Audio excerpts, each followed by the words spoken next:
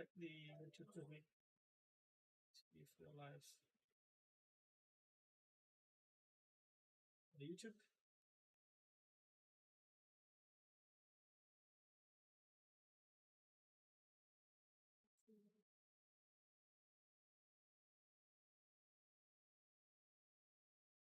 Okay, perfect. Alright, so share is also that we get a bit more of friends joining, so yeah.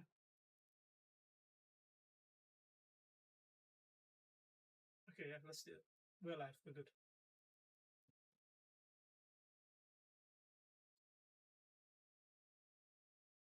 We are back indeed, Kanji. How are you? How are you, Stark?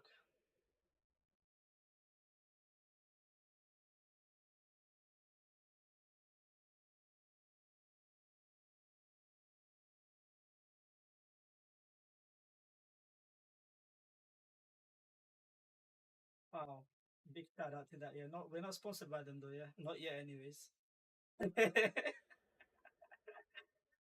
Will be soon. Uh, yeah, go for it. Crack on, night.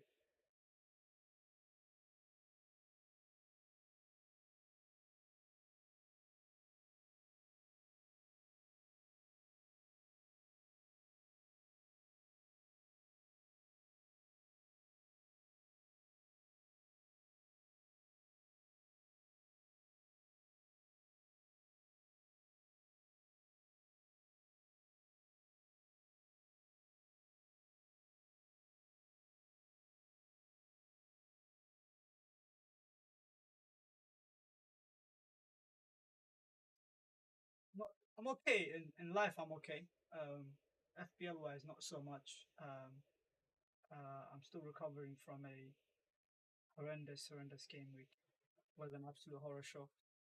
Can't wait to talk about it. Hopefully, this pod will help me, get a bit of FPL therapy as well as clear my mind and share the pain together.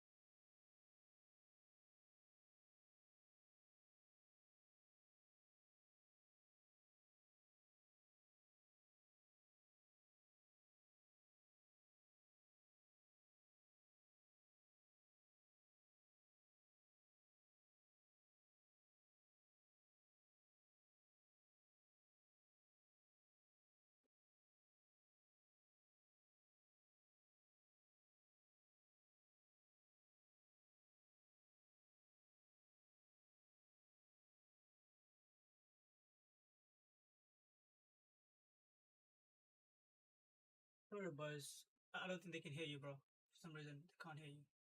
Do sort that out. Apologies. They can't hear you. Mouth do it again. Let me see. Say something now, please. Can you hear me? Yeah. Thinking Cap, please let us know if you can hear us now. I think you should be fine. So, Kanji, you might have to do the intro again. Apologies for the. No Say worries. something. Can you say something? Yeah, can you guys hear me or no? I'll check myself as well on the YouTube. No problem. No problem. Take a look. Let's see.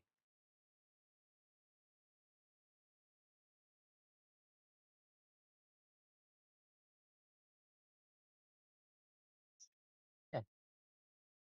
Yeah, okay, now it's working. Sorry, now it's working. Yeah, we're good. We're good. We'll restart. Okay, Restart it. No okay, problem. sorry. Yeah, we'll have to restart. Apologies, guys. So, No worries. No worries. We'll run it back. All right. So coming in from game week 12 up until game week 13, this is episode 8 of the FPL Roundtable podcast. We're coming off a really interesting game week. There's a lot of points to discuss. And I'm your host, Kanji FPL, and I'm joined by my co-host Cayman and Stark. Stark, how are you, bro? I'm good. I'm excited for this podcast. There's a lot of things to discuss, um, big talking points. So I'm looking forward to getting into it. 100%. Cayman, how you doing, bro? I already said it. I think they were able to hear me earlier. So I'm doing fantastic in life, but in FPL, as I said, not too well.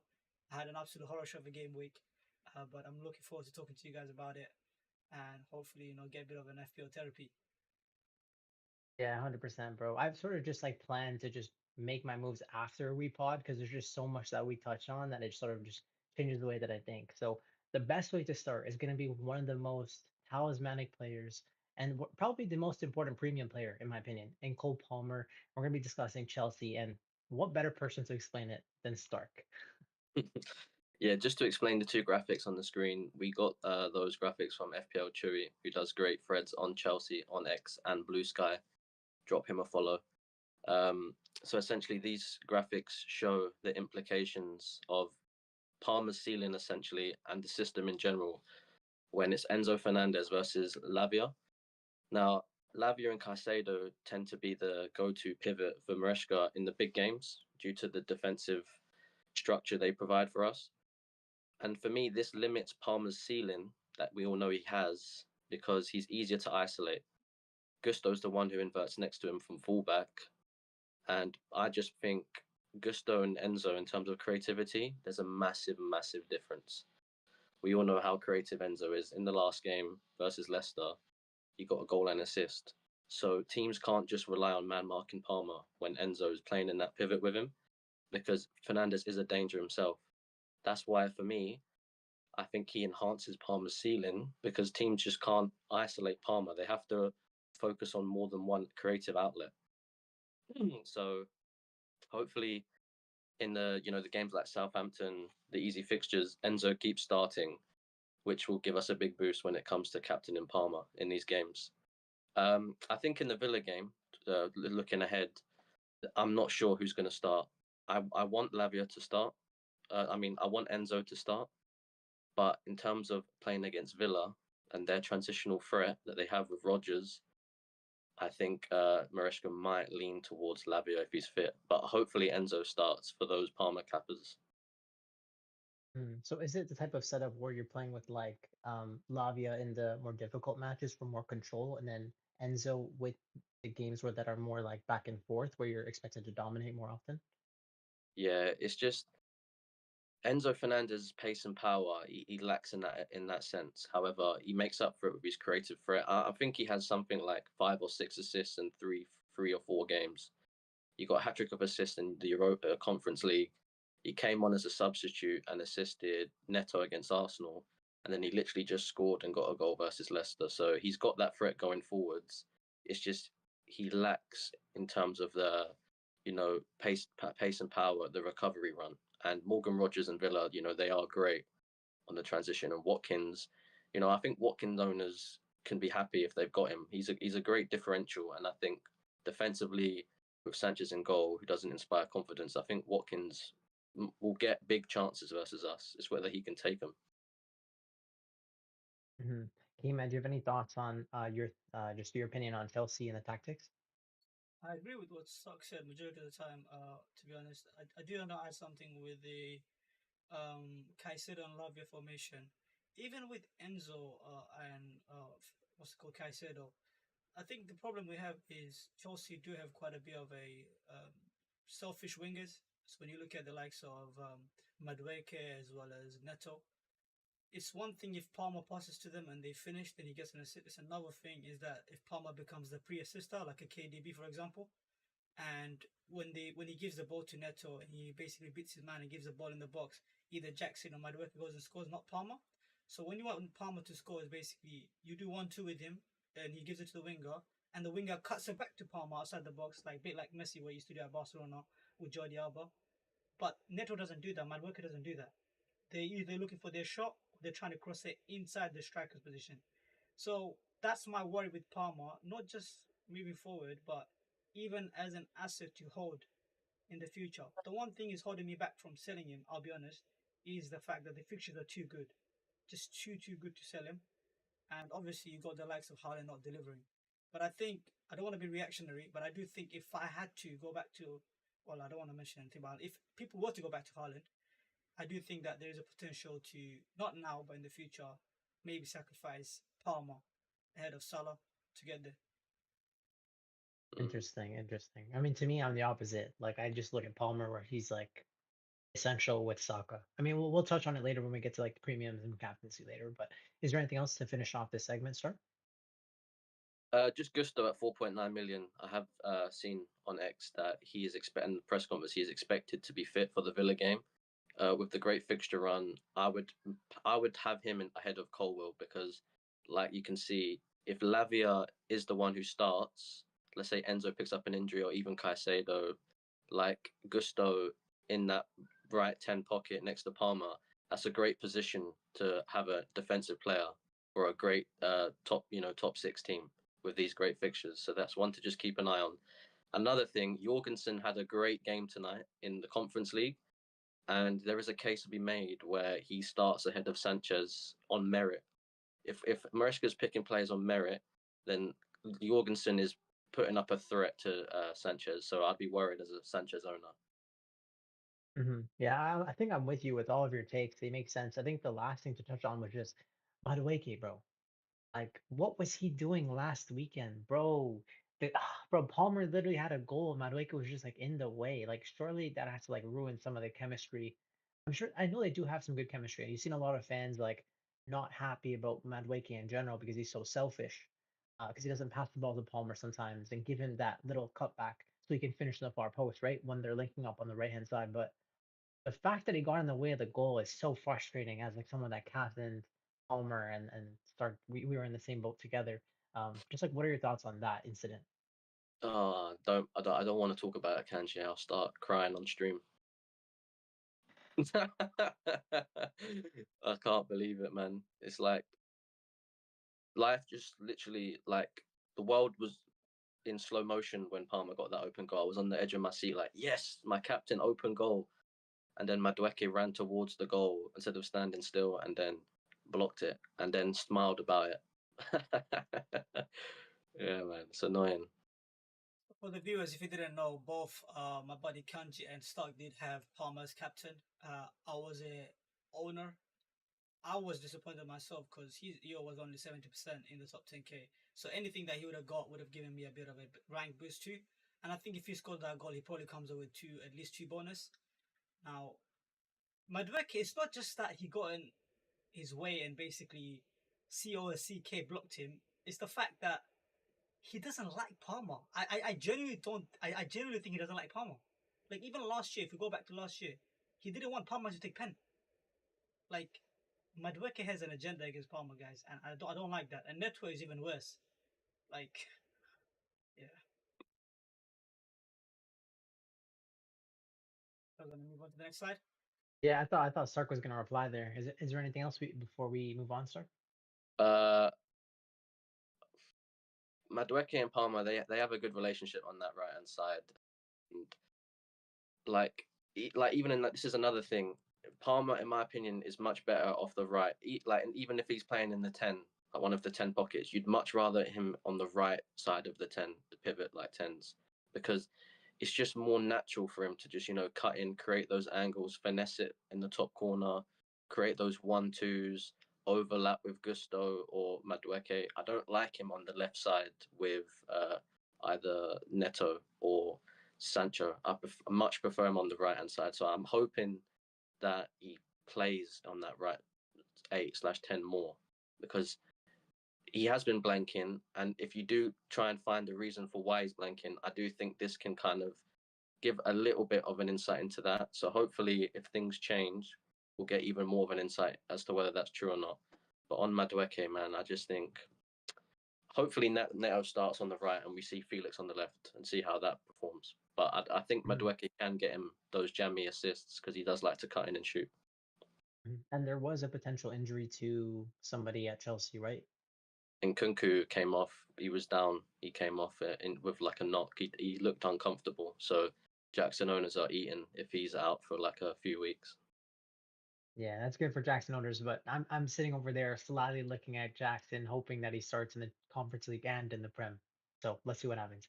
Anyway, so moving on to the next slide, it's actually a really interesting topic where you have to think about like who are the players that are going to be playing the most minutes, especially in the compact winter schedule, and how will that impact our plans? And so we went through the players in the Premier League and we sort of created this checklist of things and factors that would make certain players better than others from an FPL perspective. Players that are 90-minute, are they talismanic? Like, what's their goal involvement percentage within their team's goals?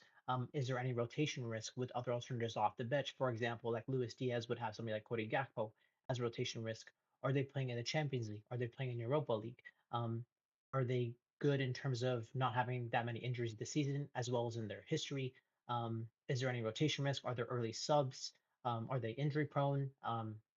And just sort of like weighing up those factors. And we sort of split players into two different categories, which I think was really smart. I think it was Cayman and Stark that came up with the idea together where it's you have the Iron Men, the players that are like core FPL picks that we can trust, and then you have the Glass Men, who are like the players that are a little bit more differential, a little bit more risky, but they're their own good picks in their own right. So from the forward perspective, we had Haaland, Cunha, Isak, and Solanke. Do you guys have any thoughts on any of the forwards from the Iron Men or Glass Men perspective? Specifically Cunha. I did mention this in a podcast, I think a few weeks ago. He is, for this period, I think he is a great asset to have because he's 90-minute man, so many routes to points. You don't have to worry about him getting early sub. Like Joao Pedro, he is kind of an early sub, isn't he? But he's like one of them weird cases where if he's your 8/7th attacker, he's kind of worth it because it's such a good attack. So it kind of diminishes that point of the old Iron Man versus Glass Man. Isak as well. What are your thoughts about Isak, Kanji? Oof. So this is an interesting one where I sort of assumed Isak was a 90-minute man on the pens for Newcastle. And so we had this interesting situation where you had Callum Wilson coming out of the grave and ended up getting 20 minutes at the end of the match against West Ham. I know that Newcastle were chasing the game. And Callum Wilson sort of at the twilight end of his career. But if you remember the interview that he had with Mikel Antonio last year, like if he's on the pitch, even if his other striker has two goals and they're on a hat trick, he doesn't care. If there's a penalty, he's taking it. I think he's the number one choice penalty taker if he's on the pitch. And so the question to ask yourself is this like a bad thing for Isak? To me, I think it doesn't really impact the minutes. Like when I look at the quality of the player that Isak is, I think Eddie Howe would be crazy to sub Isak off if he's fit. Unless there's like so many fixtures in a short span of time and you're worried about the injury risk, then I think yeah, you protect him. But Isak is clearly the best player at the club. I think he plays 90, and it's just about whenever Callum Wilson's on the pitch with him, he's not on the pens, and Isak sort of moves out to the left wing. But what was interesting that I noticed last game for Newcastle is that Anthony Gordon actually got played in the left wing spot for the first time. He was playing right wing for the entire season so far, and so he looks pretty good. But Newcastle as a whole were okay. But I still really like Isak as a pick. But as you mentioned earlier, Stark, like the injury to Nkunku should nail Jackson in for 90 minutes, and that makes him one of the best differentials in the game, right? What Isak? Jackson. Yeah, like if Nkunku's out, suddenly because there is an element of Jackson which has been put in owners off, i.e. the fifth yellow card, and then potentially another class player in Nkunku knocking on the door. But if Nkunku is out, then all of a sudden that whole side of his negative appeal disappears, and he just becomes an even better asset, and he's 0.5 cheaper than Isak. For sure. Yeah, Cayman, why don't we touch on some of the midfielders? So we've got Salah, Saka, Palmer, Bruno, Mbeumo, we got Kulusevski, Bowen, Semenyo. These are like the talismanic players for their clubs. Like they should be arguably the first name on the team sheet for their clubs. And the glassman, for example, will be like Rogers, Smith Rowe. Eze, I think, is a little bit of a glassman, but he's a 90-minute man. So he sort of falls into both categories because he gets injured all the time, but he does play 90s when he's fit. Rashford, Diaz and Jota have rotation risk with the likes of Darwin and Gakpo. You got Foden and KDB. They should be Iron Men and 90-minute men, but there's always that pep roulette.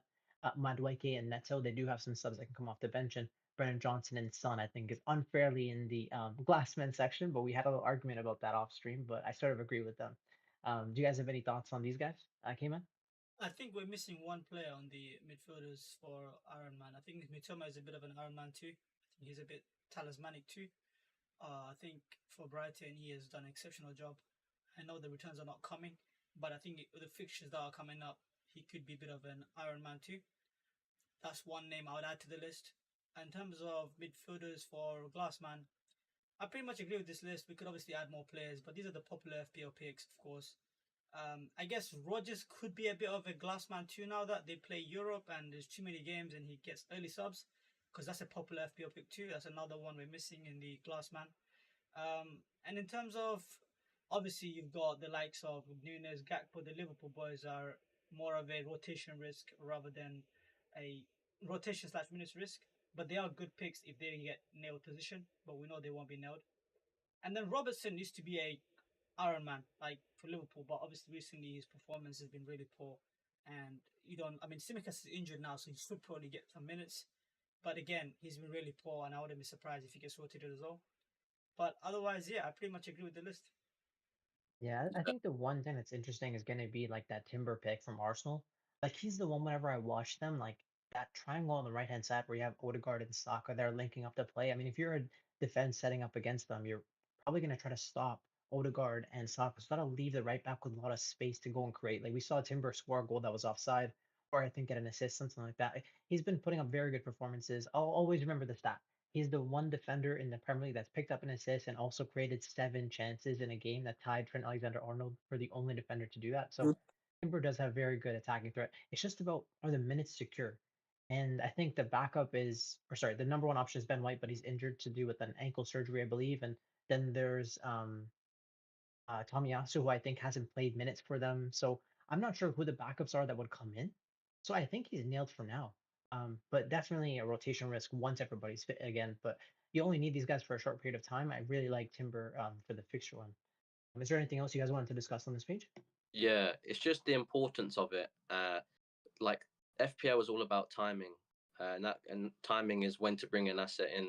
So this list is important because of the period we're in, as you mentioned, the Christmas period. A lot of schedules.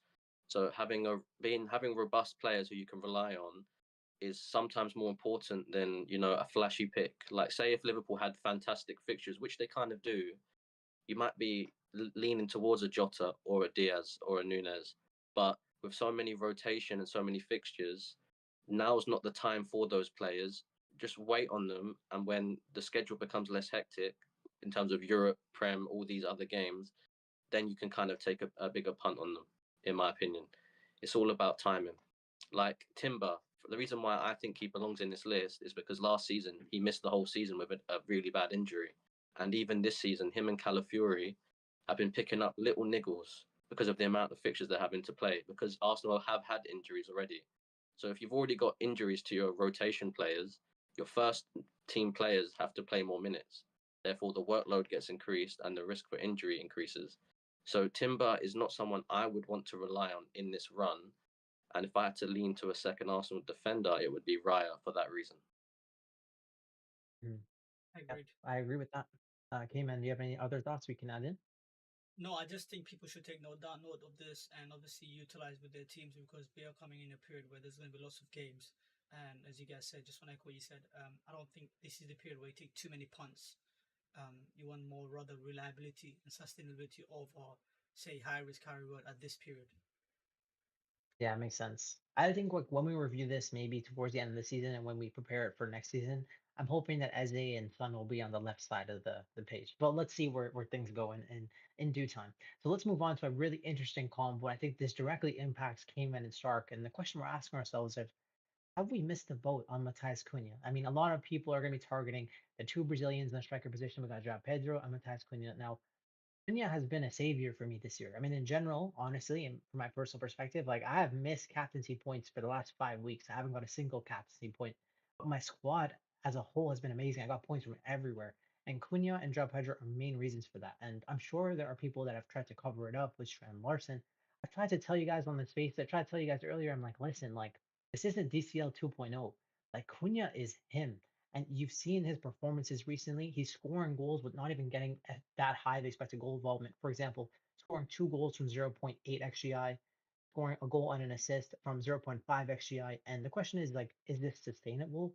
Is he just like a really good quality player? Is he in form? And the answer to that is all like yes, yes, yes. You look at the fixtures coming up. He's got Bournemouth at home, Ipswich at home, and you got West Ham away, Everton away, and Leicester away, all penciled in there. And Man United and Spurs are not that great defensively, no offense. So I mean, the fixtures for the next 5 or 6 weeks are gorgeous.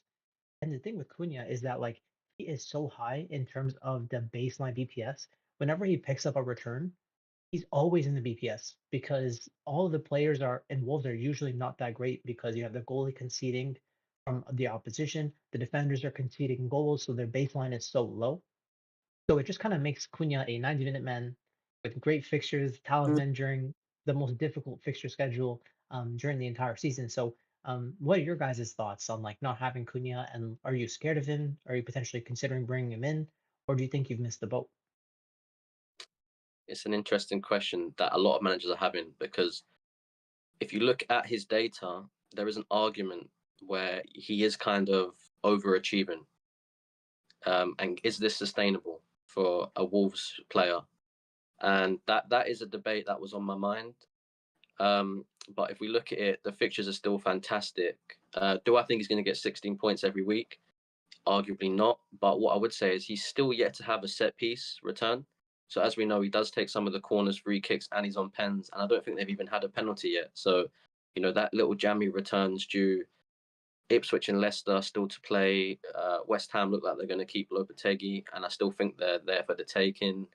Bournemouth like to press high, but if you can beat that press, there's lots of space, and he's just essential to everything. And more so, he's a fantastic player. Someone in the space actually said he reminds him of Payet for West Ham back in the day, and I thought that was a Wow. great little analogy. So my answer is going to be no. The fixtures are still there. Like Spurs is still a good fixture.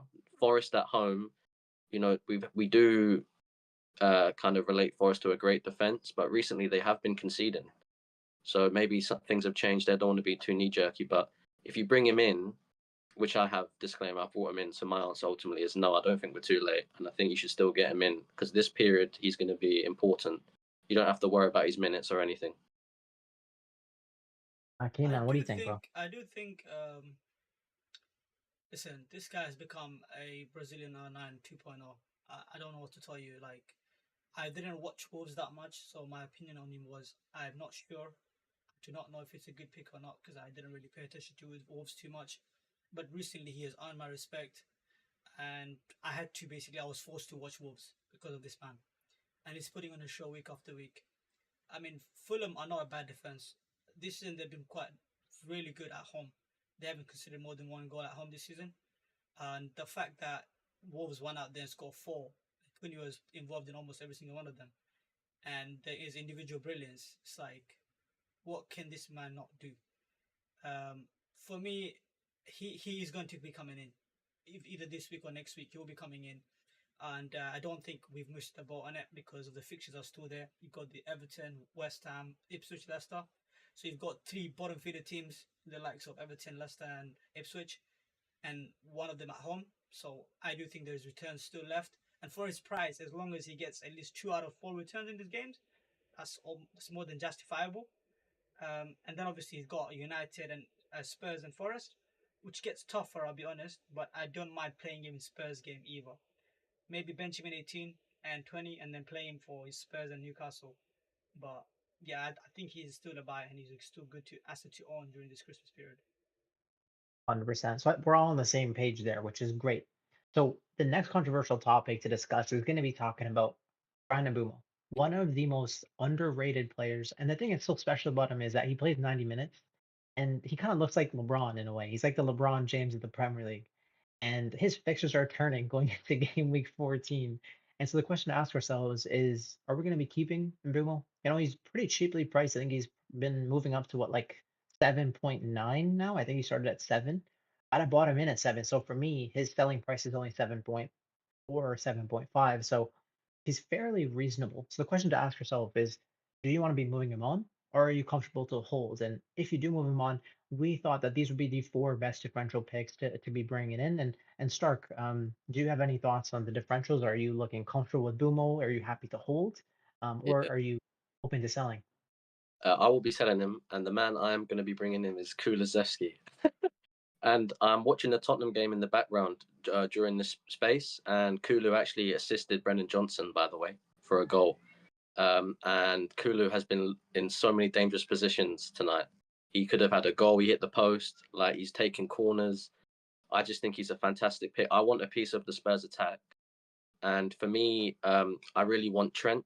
I think we're starting to see a template like Haaland flopping is actually bad for FPL because we're starting to see a real template in the game. And I think Trent is one of the few assets which is going to, differentiate a lot of teams. So it's either you believe in Trent or you don't. I'm a Trent believer at 6.9. He might even drop again. So Kulu gives me a piece of the Tottenham attack. He's 90-minute man in a great attack. He's playing fantastic. He accommodates. He's so flexible in Ange's system. He can play anywhere. He even played false nine in the preseason when Solanke wasn't there. And I don't like Gordon. I don't want to double up on Newcastle. Bowen is a good pick, right? But if you go Bowen, I feel like you're sacrificing somewhere in defence because I want double Arsenal defence and I want to add Trent to that as well. So Kulu is the enabler for me. I don't want to double up on Brighton. I've got JP. He's on pens. And I don't. A lot of people are going to go full premiums and get Son.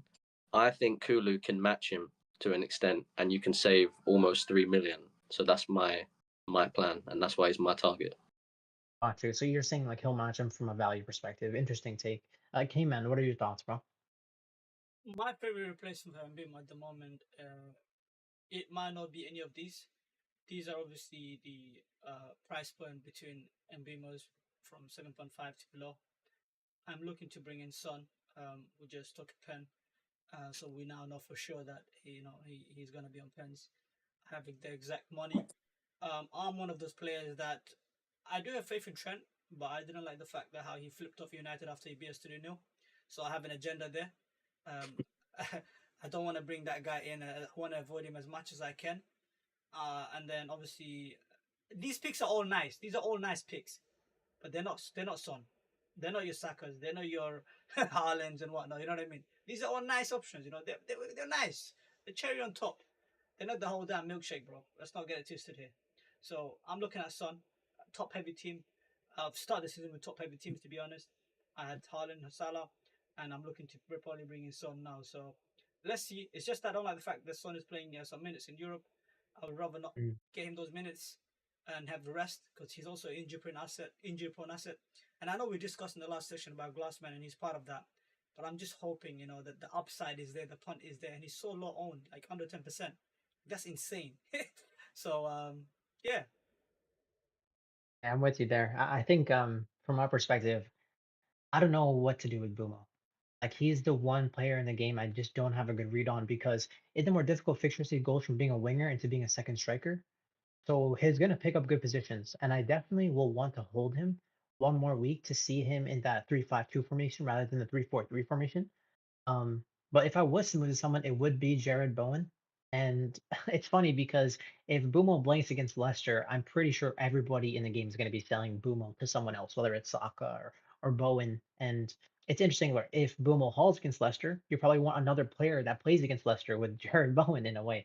So I think Bowen could be the answer for people, but I do have my eye on a differential, but I don't want to say it here, but maybe somebody from like one of the bigger teams when their fixtures turn. So that's You somebody have that to I am say it. You have to considering. say it. We're doing this pod Nah, to be able to give the people nah, the nah, nah, gems. I gotta We keep want to that give the that people the effective gems as you ownership. can. You don't be selfish here. Nah, nah, Come on. nah, I gotta keep The, the ownership come low, on. The bro. people want. The people want to know. They're here to get the gems, bro. Come on. This is the whole point of this. Come on, bro. Give it up. No, no, no, I Give up can't, the no, gems, no, bro. no, no. Because if I don't go there, I'll be so jealous of other people that have him. All So I right, don't I'll say want it for to him, guys. He's talking about. I'm gonna say it for you, bro. I'm gonna destroy you. He's talking about the man himself, the glass man, aka Jota from Liverpool. There we go. All right, Fierce. Yeah, he did bring it up. All right, okay, cool. So the way I'm looking at it is like Darwin is playing the number 9 position, but he's not doing it well. And in general, he has not been like passing good performance ratings in any single game when I'm watching him. He didn't even score last week against Southampton. He didn't even get an assist. The one goal he scored was like a really nice goal. I think it was like a few weeks ago. But apart from that, like I lack Liverpool attack. I really want to be going to Liverpool games and cheering on my team. And I do feel like Bumo is the perfect exit point to a Liverpool attacker. Diaz is there, like as like the song will go, right? So it's like I could go to somebody like Luis Diaz, I could go to somebody like Diego Jota, but if there's an injury to some Liverpool attacker, Bumo is the perfect price point for me to move there. So just keeping an eye on it. I think I want to hold Bumo until there's an injury to someone, but hopefully Diego Jota comes back, puts in some good performances. He was nailed in the beginning part of the season. I wasn't there, and I was jealous of everybody that owned him, and especially without Mo. I think I gotta go there myself. Like I just need it from my team. Um, but I know that's a little bit too risky for this period, given that there's a lot of fixtures in a short span of time, and he could easily be benched. But I don't mind that because he plays for Liverpool, and we could score like the most goals in the league during this period. So I mean, we'll see. What do you guys think of that? I like the punt on Jota. I had him to start the season. It's just that during this Christmas period, that is a death trap for me. I wouldn't personally go there. I know I said I would go for Son, but I think Son is more of a talismanic asset. Unless he's injured, he will be starting. Whereas Jota, just for some rest, he could be benched. So if, say, for example, they have a tough Champions League match and they play a team like Leicester, which is an easy team on paper, so Slot might just say, "Nah, let me give some rest to Jota, who's injury prone anyways.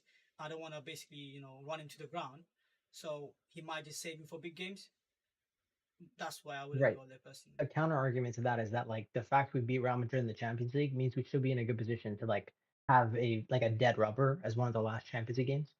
I mean, we'll figure it out when we get there. I mean, we can break it down later on. The man But it's hasn't just even somebody that trained yet, has right. he? Like the man is still not sitting in the bench. Like, and the It's games are too coming thick early, and bro. fast. Kanji, the games are coming thick and fast, bro. I don't want you to do Yeah, that, bro. there's Like nothing there Do to are other worry about for options, now. man. Do you think there's a Yeah, case to be made where you just keep Mbeumo? Because one thing I would say, I'd say out of all those four on the screen, Bowen is probably the closest to Mbeumo in the sense that he does take some set pieces. He is guaranteed 90 and he is the talisman. Whereas Yeah. in Brighton, Newcastle, and Spurs, they've got so many other players. Whereas West Ham are like pretty. I mean, Kudus is another one who he has put up some good data when he's back, but as we've seen, head loss came off at half time as well. I think he had an argument with the manager, so there's a bit of head loss there with him. I do want to give a special shout out to Rashford. I'm not suggesting go there, but it's just when the fixtures do turn in like 1920, when they have Southampton, if he nails down that striker spot, he is a 6.9 million midfielder playing as the number 9. And it's just use the next following weeks to just analyze and see how he's performing, if he's continuing to start, because he could be someone who's a good asset at around that price point.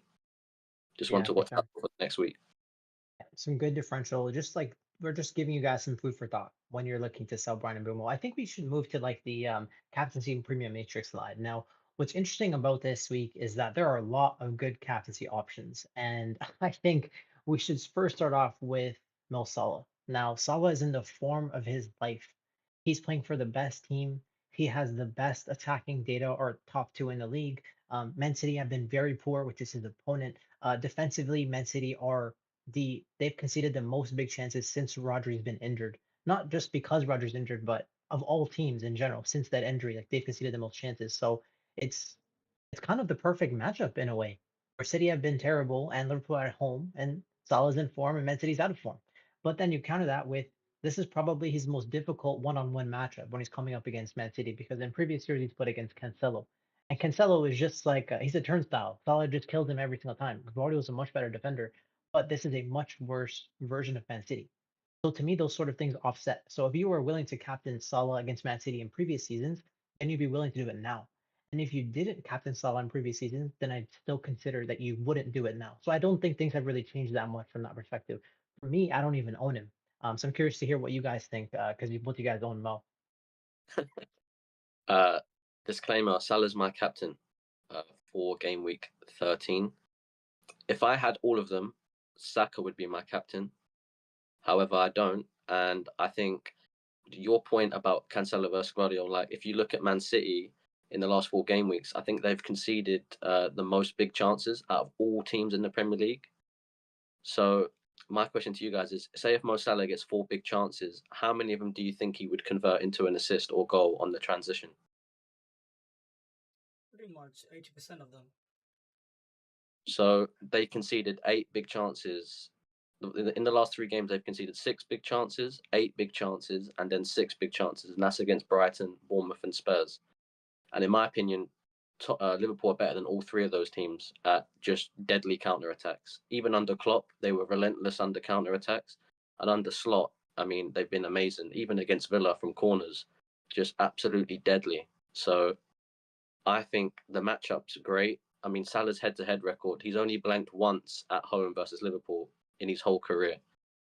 And I think this is the worst City team he's probably ever going to face in his whole career. So I think at home, great record, great head-to-head record. He's in the form of his life. 8 double-digit hauls in 12 games. Like if he gets double-digit Crazy. game, it's going to be 9 out of 13. So for me, he's got the armband. But yeah, if I had Saka, I'd definitely be on him. And I'm sure you guys own him. So you guys want to explain why you're looking at him? I'll Hey man, go what are on you that thinking, one. bro? So first, I want to touch on the City. So a couple of City stats, as you mentioned, stock. City they only kept 1 clean sheet this season. They've conceded 8 goals. They're 19th for XGC conceded in the league. Basically, the last team. There's only 20 teams in the league. Big chance conceded 21. They're 20th in the league for big chance conceded. And then their XGC is 7.05, 16th in the league. These guys are horrible defensively. So even as a Saka owner, I am fearful of Salah in a game week where he faces a potential title contenders, bro. Like title favorites, actually. They're not contenders, they're favorites. City are title favorites. And the fact that we're considering Salah captain versus City is ridiculous to me. In other seasons, that would be blasphemous, but bro, like we have to take into consideration what we've seen. It is not a bad captain, it is a good captain this week. Arguably the best captain. I mean, Saka's playing a derby. Like West Ham and Arsenal is always a close game, regardless of form and whatnot. Like, as a Saka owner, I want to captain him, but because I've been punched by Salah already twice the last 2 game weeks, I do have this FOMO, Salah FOMO. Or what if he goes and bags another brace and Saka blanks, right? And then I'm going down the drain again. So there is the fear factor. Um, I want to captain Saka. It's the best captain to me on paper in terms of fixtures and opponents, considering who he's playing and whatnot.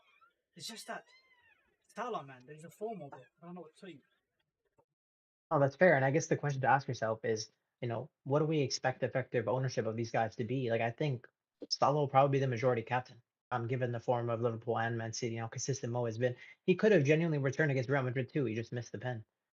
Yeah. So, like, I Wait, mean, there's nothing really to worry about with Mo, I I want to, guess, right? ask you guys a question because I see people on Twitter talking about this. How do you think that penalty miss impacts his Salah, like mentally, like confidence wise? Because I think it has very little impact on him because overall his form is still outstanding. But I see some people put off captaining him because of that penalty miss. No, he's human, bro. Like that's all it really is. I mean, he's been so consistent. I mean, I don't know how many goals and assists he has. Fabrizio Romano tweets every single day. It feels like Salah's getting another return. It's crazy. He's him, bro. Like he's number one for Ballon d'Or in terms of the candidates. Like amazing to watch. His consistency is unbelievable. But from my perspective, I'm in a different boat than you two. I don't own Mo. Oh, by the way, Keyman, are you on Salah cap? As I said, I'm not sure yet at the moment. You're gonna have to tune into my deadline sheet to find out. Okay, cool. Yeah, no problem. Yeah. So for me, if we move on to the slide that we borrowed from Raptor, by the way, this graphic is from FPL Raptor. Wonderful graphic that we decided to just borrow. Hopefully he is cool with that. I gave him a little shout out there. And for me, I'm considering like there are a lot of different options. Like Cunha is an option at home to Bournemouth. Joao Pedro is an option at home to Southampton. If we scroll up 2 or 3 slides, we could see the Rob T FPL graphic in terms of projected goals. We would see, I think, was pretty solid in terms of some good differential options there. And so it's pretty open. But for me, whenever I'm looking at my captains from now on, I'm just on Saka, Palmer, Son, or Isak. Like, I'm not going to consider anybody else. I've been so burnt from just moving my captaincy around. And so I just want to be captaining like the players that I think are going to be in the highest point scorers come the end of the season. So that being said, I've narrowed my options down to Saka and Palmer. I'm not going to be considering Son just because of the short rest time, and I also really respect Fulham. Don't I know Spurs score a lot of goals at home? I don't want to be there. So if we go back to the Raptor slide, this is the thing. There's a lot of to really break down because we have Saka playing at West Ham. Now West Ham are the 15th worst team in terms of expected goals conceded, and then you have Palmer playing against Aston Villa, who are the fourth best team for expected goals conceded. So basically Saka is playing a poor defense and Palmer's playing against a good defense on paper. Now, if I talk to Stark about the Aston Villa fixtures, we believe that Aston Villa employ this high line, which suits Palmer very well because there will be lots of counter-attacking opportunities for Palmer to run into. It could suit the likes of Jackson as well. I think this is a very good fixture for Palmer, even though it doesn't look like it is on paper. So on paper, it's like Saka playing against a poor defense, Palmer playing against a good defense. But then you counteract that with Palmer playing at home and then you have Saka playing away. So those two like things counteract to me. And then I sort of look back at like their historical record, where Saka played against West Ham twice last year at home. Arsenal lost 2-0. So he blanked, but he had an XGI of 1.2, picking up 0.6 XG and 0.6 XA, blanking, getting 2 points, which is very surprising. That's very unlike Bukayo Saka. So they lost 2-0 at home, but away from home, he also had very good XGI, picking up 2.2 XGI, 1.7 XG, and 0.5 XA. That was 2.2 XGI total, and he got 2 goals leading to 15 points. That was away from home. So it was more explosive against West Ham away, which is really interesting. And then you look at Palmer's returns last season, where he only played 22 minutes at home, so I'm not really going to factor that in. But away from home, he picked up 0.5 XGI, so 0.4 XG, and 0.1 XA, but he blanked. And so it's a very 50-50 split decision. And so I really don't know where I should go. Like I told myself if I ever have a 50-50, I should always back Palmer because he's more explosive.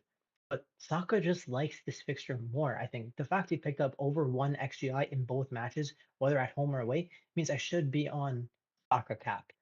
But the only thing that really puts me off is Aaron Wan-Bissaka. He's one of the best one-on-one defenders that I've ever watched in the Prem. Like him, Kyle Walker, Konate, these are types of defenders I have a lot of respect for the way that they play. And it wouldn't surprise me if the coach Lopetegui just put Wan-Bissaka on Saka's side to sort of slow him down. That's kind of what puts me off Saka cap. But I counteract that with the quote that Saka had in his, I think it was in the post-match interview, and this is the quote. He said, um, Odegaard's an unbelievable player, and the day he returned, there was a big smile on my face. You can see the chemistry we have, how much I enjoy playing with him. So I'm happy he is back, and I hope he stays fit for the rest of the season. And this isn't a surprise because as soon as Odegaard comes back, the playmaking duties of Saka have reduced, and he's just picking up more goal threat, which is it shows how good and how versatile Saka can be. Without Odegaard, he was picking up a lot of XA. With Odegaard back in the team, there's going to be more XG distributed and more XA distributed without the team. Saka's picking up more goals. He scored in the Prem. He scored in the Champions League. Like Saka is back. Like I think a lot of people that own Haaland are going to be fearful of Bukayo if they don't own it, and they should be given how good the Arsenal fixtures are. And so I really don't know what to do. Um, and I just look at Saka, he's in form, and then Palmer, like he could have scored, but then Madueke blocked him. And then I don't know if this is a good or bad fixture for Palmer. So this is a complete 50-50, but my brain is telling me Palmer and my heart is telling me Bukayo. So um, currently I do have the armband on Palmer, but I have no like you could ask me in 30 minutes, I might change my mind. Well, there Curious is to see what you guys would do. some positives to Palmer. Like at the end of the day, he's got so many routes to points. He's on pens and he's playing at home, and his record at home is great. If you're looking at little trends of his hauls, they come when Enzo plays. So if Enzo plays, it increases his ceiling. And secondly, they were in games versus Brighton and versus Wolves, who they really came at us. They aggressively pressed us, and there was so much space on the transition. Even against Newcastle at the Bridge, Palmer scored an offside goal. It was marginally offside, and Newcastle played a high line. So, like, he does seem to, thrive in the more open games. I see that, but Arsenal are just clicking. Saka's in great form. And West Ham were also playing a high line versus Newcastle. In the 80th minute, they were offside trapping a few yards off the halfway line. And if Murphy held his run, it was an open goal for Wilson, just a simple square for an open goal. And I think that's so naive, 2-0 up away from home in the 80th minute to be doing that. So if Arsenal can exploit that, the form they're in. But I want to bring the people in the chat up. Shout out to everyone's there. Thinking Cap said penalty miss plus contract interview. So that combination's putting him off Salah, I think, because there's a lot of maybe what's the word? Drama. Disruption regarding Salah. Yeah. I think he's on Saka. He's really hyping up Saka. One thing more to mention on Salah and Liverpool and City is that City have conceded 7 goals after the 70th minute. in the last 4 games, and Salah has contributed to a goal or assist past the 70th minute in the last 5 games. So like he really exploits tired legs post 70 minutes. He's world class at it. And I think one thing to mention is when City concede 1 goal, they seem to crumble recently. And I think it's going to be difficult to prevent Liverpool from scoring. And if they do get 1 goal early at Anfield and the crowd's roaring, I think Man City might capitulate big time. So that's why I really like Salah. Makes sense. Cayman, do you have anything else to add before we move on? You man cooked the hell out of this, bro. I think I already said it. I think look, it's between for me Salah and Saka. The reason why I'm not high on Palmer, as I mentioned previously, I think due to the fact that when Neto and Madueke play, I just think they're too selfish. They're not really cutting back to Palmer. So I think Palmer's goal threat reduces. I think the only time Palmer can get service is if he out and out goes and plays a false nine out of position, which he has the freedom to do so. But I think this game also he also drops quite deep. I'm a bit worried about Palmer, man. I just feel like this week Jackson might have a higher ceiling compared to Palmer. I know it sounds crazy, but yeah, so that's why I'm on Saka and Salah. But Salah is just a fucking bro. It's pissing me off, bro. Like week after week punishing me. I don't know, man. I might just get a FOMO and get scared and just captain him. It will be purely out of fear. But that's not how I like to play the game, man. But Haaland, I know this is off topic, but Haaland with a goal and assist in the Europa League tonight. Versus who? Bodo Glimt. Who the fuck? Don't get me started, bro. Mazraoui with an assist. Interesting. Oh. What the fuck is that, bro? No one cares, bro. Let's move on, bro. All right. So we can move on. There's like an interesting section that we have on Haaland replacements. I'm sure there are a lot of Haaland owners that are out there a little bit annoyed that they maybe kept the faith. And K-Man is one of them. I mean, bro, if you were a Haaland owner, which you are, like, what would you do with Haaland? Are you going to keep the faith, or are you going to look to sell to one of these mid-price forwards? I've got some breaking news, boys. A bit of a spoiler alert. Harsh, don't tell anyone. My video will be dropping soon on my channel, but I'll give you guys this gem. I have sold Haaland. Yes, and it wasn't an easy decision. You would see my meltdown on my video. It took a lot to convince me, and I don't think it was any particular person, Stark or Kanye, that convinced me. I think I had to come to that decision myself, and that was what I witnessed in the 90 minutes I watched City versus Feyenoord. I don't know how they recover. Like, I have always kept faith in City to go back to back, win the league, win 3 times in a row, 4 times in a row.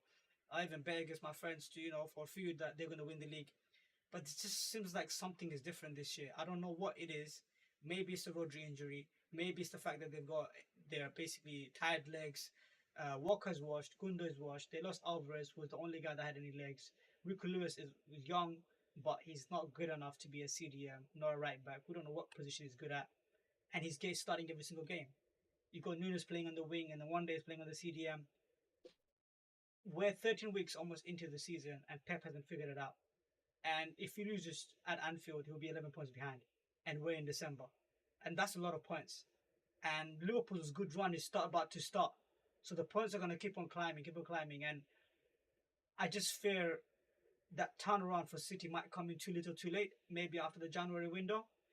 And I just think that if City are conceding goals, they will always have that in the back of their mind when they're attacking forward, that what's going to happen in the counter. That reduces my appeal for City assets, especially for Haaland. And you also have Haaland, like, he's scoring goals in the Champions League and for his country and whatnot. But for City, he just doesn't seem to be on it in the Premier League. I mean, like, for a 15.2 or 3, whatever million asset to give you 2 points and 5 points, that is not good enough. I would take the combination of Jackson and a Saka, or a combination of Cunha and a Saka all day over a Haaland and a Rodgers. With all due respect, Rodgers is a great player, but he's not an FPL option. Like, in terms of week in, week out, for you to rely on him to give you points. Yes, he's good for the likes of Southampton and Brentford maybe, and for Leicester. But you're not going to get those fixtures every week, and you can't play them every single week and expect them to return. And that is what pushed me over the line, guys, after watching that game and City crumbling. And I have clicked the button. Haaland is gone, and I brought in Jackson, which I'll show you guys in my team selection. So, yeah, man. Yep. Eva in the chat said someone called a doctor, something's wrong with K-Man. I know, man. It was heartbreaking, man. Like it was heartbreaking. Like I did not want to sell Haaland. I want to emphasize again. I did not want to sell Haaland, but I just don't see how City recovers, man. I just think Mm, they just set up like it's basically a through ball for Liverpool to give them a battering. Like I it'd mean, be we fun. got to say that we got to say Liverpool are just playing their opponents at the right time. And we play Brighton without João Pedro. We're playing Man City when they're down bad right now. But I just think Pep can't be that naive to be playing attacking tactics at Anfield. He'll get destroyed if he plays aggressive. So I expect him to play very defensive. Like, I mean, that's just what I would do if I was Pep in this position. So let's see what happens. But Wait, but I guess the question, do you really think that Pep Guardiola is going to change his philosophy for like his whole career and like park the bus just because he's playing at Anfield? the answer to that should be no. But I do expect him to play defensive. So I don't know, man. I think Like, I can see him trying to control the game and keep possession to prevent you from creating loads of chances, but I don't see City turning up and parking the bus. Sorry, I yeah, they don't see. won't park the bus. Yeah, they don't park the bus like that. But they'll play controlling possession football, right? Yeah, it's just I just think the way Gravenberg, the way Jones, and the way your team's pressing, I think they're going to struggle because they don't have Rodri. They like, but yeah, it's interesting. It's interesting. Yeah, we'll see. But going back to the main question, right? So, okay, man. So if you're looking to sell Holland, right, and we have to like prioritize which forwards we will go for, it's like that's the question of who we should target. And to me, I think the number one player to target is actually Joao Pedro. The reason why he's so interesting is because he's so cheap. Like price matters. Price at only 5.6, and he's actually more talismanic than all of the strikers in the list. He has the lowest minutes per non-penalty expected goal involvement, which was crazy, like higher than Jackson, higher than Isak, higher than Solanke. Just shows you how good of a player he is, man. Like, and the fixtures that Brighton have coming up, like he's so good. But who else would you guys like prioritize to go alongside him? I mean, Mm, I went to Jackson. I thought he had the highest ceiling, but I also went João Pedro. So, look, Cunha would probably become like these three would be my front line to be honest. So I'm in a position where I can own all of these three assets. I do think these are the three best for the next 4 to 5 weeks in terms of front line. But obviously there are people that might want favor. You got the likes of Isak, and obviously you have Watkins as well. But I do think these are the best three to own, and you wouldn't go wrong with replacing Haaland with either one of them. If I were to rank these three in order, I would have Jackson, Cunha, and João Pedro. mm. I think my front line is Isak, Cunha, and João Pedro, which I'm happy with for this winter schedule. But I think if I was making the move now, like on a wild card, let's say, I think I definitely have Cunha and JP, and I think the third is close between Watkins. I mean, the third's close between Jackson and Isak for sure. I think with the like, I was under the impression that Wilson was in a retirement home with like a broken back, like never gonna see the light of day of playing again. But all of a sudden, he's in the match day squad and getting subbed on, and Isak's getting put out to left wing, and then he's not on the penalties as well. So like, if that's the case, I'd rather have Jackson because Nkunku tonight came off with a knock as well, and I don't know. I just think if you forget the 4 yellow cards, Jackson, with all this context that we have, Jackson's probably better than Isak. Yeah, I mean it's interesting. I mean we'll have to see how things play out, but I just like the fact that Isak's on the pens. Hopefully Callum Wilson doesn't take too many minutes away, right? So I think we touched on that. I think we're good. And then the last thing to touch on would be like if you were to sell Holland, you would bring in one of the budget strikers, but who would be the mid that you would prioritize to keep between Rodgers and Semenyo? What do you guys think? I I thought was Rogers. Sorry, go on, stop. no go, Cameron, you go. So I saw Rogers. I just looked at it as Rogers is playing European games. He's basically one of the key players for Villa, and he's the engine of that team ultimately, running the midfield, playing the 10, and he's getting a lot of work, like a lot of work in his legs. He also plays for England. Now, when a player plays that much minutes, he's bound to get injuries. He's bound to get rest, bench here and there, especially in easy games, which you've already seen his game early subs in easier games. And I don't like that because the whole reason why I have him in my team is to play with those easy fixtures. And I ultimately went with Semenyo because he's more nailed for 90 minutes, as well as he's got no European fixtures. So, yeah. Yeah, Yeah, that makes a lot of sense. Oh, I sorry. chose. Go ahead, bro. I had the same decision last game week between Semenyo and Rodgers, and I chose to keep Rodgers because I really like Southampton's fixtures. Watkins, like obviously you'd want Watkins, but with the Champions League and the risk of rotation, it's not worth it at 9 million with the alternatives. But obviously between Rodgers and Semenyo, it's a bit closer in terms of who you go with. And I'm more than happy to bench Rodgers, whereas I'm not happy to bench Watkins. So for me, Rodgers just rotates nicely in the difficult fixtures, gives you a nice piece of the Villa attack. I got him at 5 million, so yeah, I think he'll be a bit of a differential in those nice fixtures, and hopefully he can get something because I think he scored a goal last night against Juve as well, but it was Mhm. offside something. So he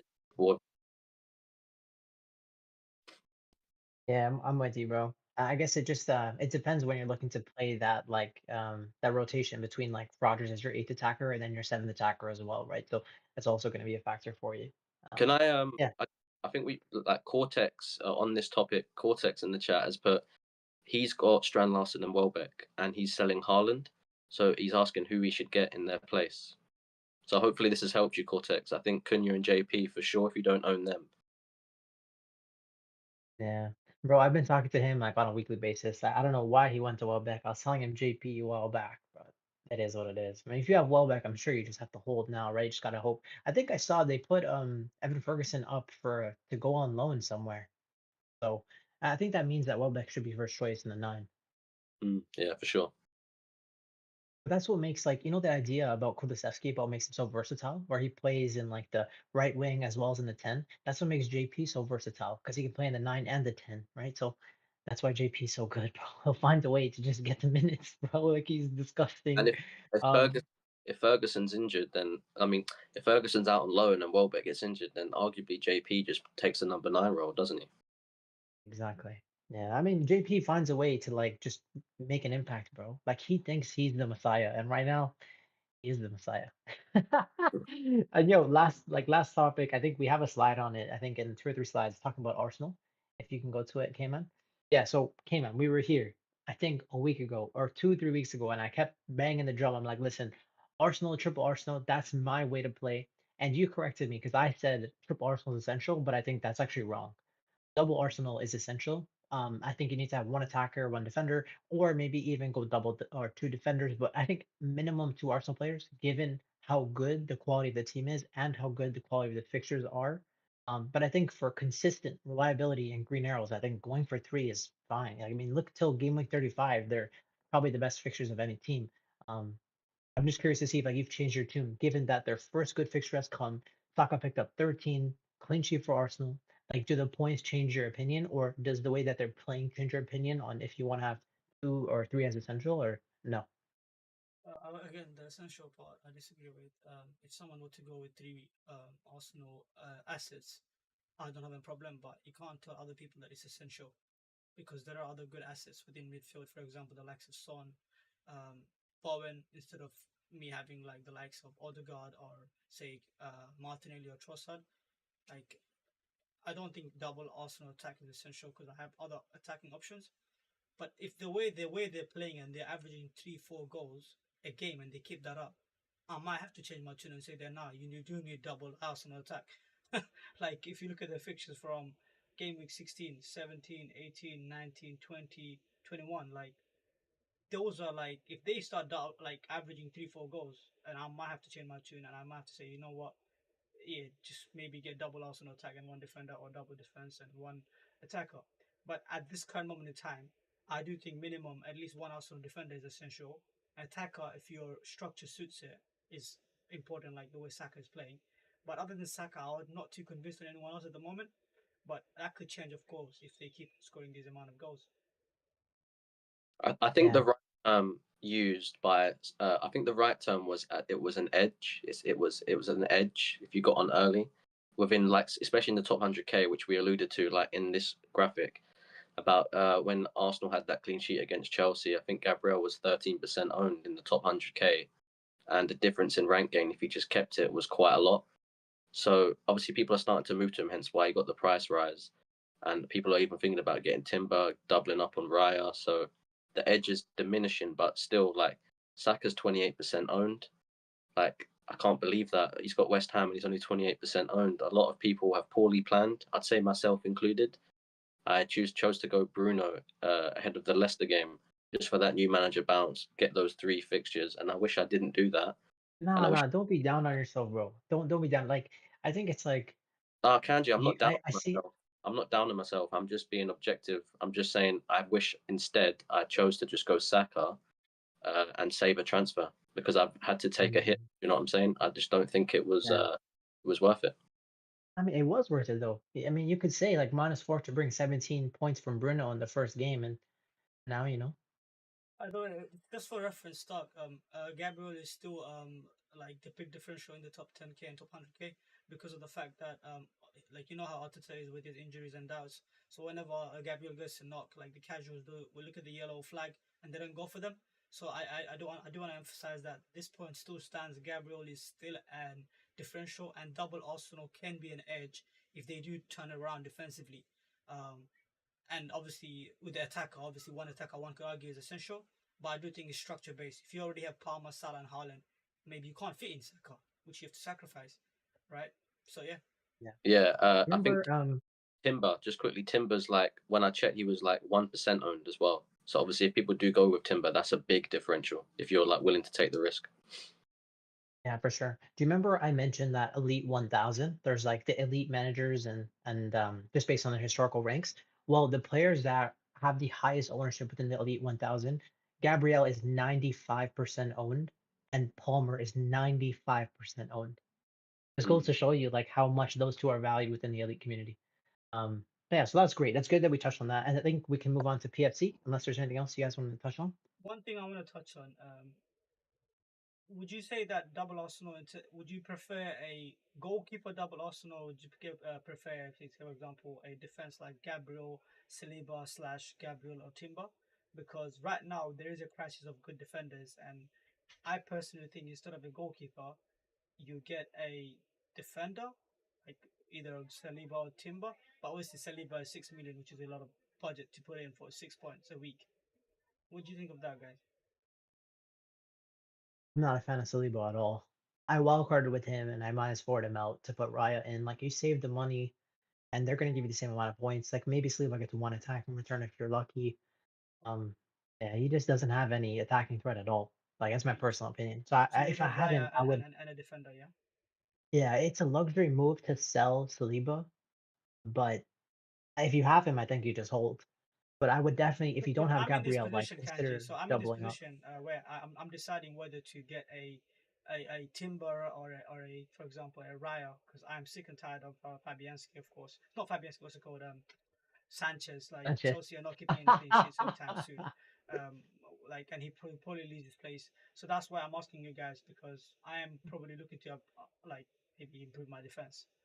So yeah. I Mm. mean, if you're not gonna get to like a Trent in your defense, then you do have some open spots in defense, bro. Because you have Konate. I mean, he did pick up an injury. I hope that he's fine. Apparently he's We're gonna fine. need him against Man City. Apparently he's Okay, ready so for Sunday, hopefully, but yeah, I hope Konate's he's fine. I mean, you have Gabriel and Konate. You got two of the best. Like, you don't really need to worry about rotating them. You could add an extra premium alongside that, yeah. or you could just go for the best goalie in the game. It's really up to you. I mean, Allison is going to come into the picture in a few weeks as well. So you Yeah. could wait and make the move on Allison and then go for Timber, who's like arguably the most attacking Yeah. Arsenal defender. Um, Yeah. really just depends. If you, I think if you go for Trent, then you go for Raya. But I think if you go for Timber, then I think you go for uh Allison. But you see, Timber and Allison, those two players, those are glassmen, bro. Both those Yeah. guys get injured a lot. That's why I Yeah. went like Riot early, and I'm happy to just sit there happy and comfortable, and not worry about him. Yeah. Yeah. We'll think about it in the coming weeks whether to get Ryan or Timber. If you don't want to worry, then obviously Raya and Gabriel is probably like the safest bet. Even arguably Saliba, he never gets injured. Realistically, not recently anyway. But Timber's he's got so much upside. So I can see the appeal there. His ownership is so low. He scored an offside goal and then he got an assist in the Champions League. Like he has improved that right hand side. White is obviously out, so I feel like there's a timing element of Timber. Like if give it a few game weeks, Yeah. like the Champions League and the midweek fixture, and then if Yeah. he's still 5.6 or 5.5, he could be a genuinely great shout as a double Arsenal defense entry point. Agreed. Agreed. But their fixture Yeah. turn around say 15 anyways. United, obviously, I do consider us to be a somewhat decent team. But let's not go there. Let's move on to the yeah, game week two. Let's move on. Yeah, I don't want to... game week two wildcard draft score. How much does team score? Stark. I didn't really calculate it. How much did it score? Um, I mean, for it did very well. I mean, you got to think about it. Saka got 13. Salah got, I think, 12 or 13 himself. Bruno blanked. Palmer Yeah, blanked. Isak blanked. But Cunha Hall double digits. João Pedro got double digits. Gabriel returned. Konate blank. I mean, it was pretty solid, though, in general. And this squad, it's not about the points it got this week. It's how well it's set up for the future. Like, I yeah, think the only thing we could have switched is going to be like Rodgers to Semenyo. That's basically the only thing that's changed from our opinions, I think, realistically. and obviously Bruno. Like obviously now, if I was doing it now, I would swap Bruno for Kulu, and I'd invest the money elsewhere. I'd probably go Jackson over Isak as well. yeah. Fair enough. It's a good team. All right, so this is All the right. our weekly PFC section. Go on, Yeah, Kanji. 100%, bro. So this is like probably the best part of the pod. Like I look forward to this portion every single week. K-Man, bro, what are your thoughts on last week? I'm not gonna put Pedro Porro's flop anymore. This guy has been just embarrassing me every single week now. Like yeah, that trend has fall off now.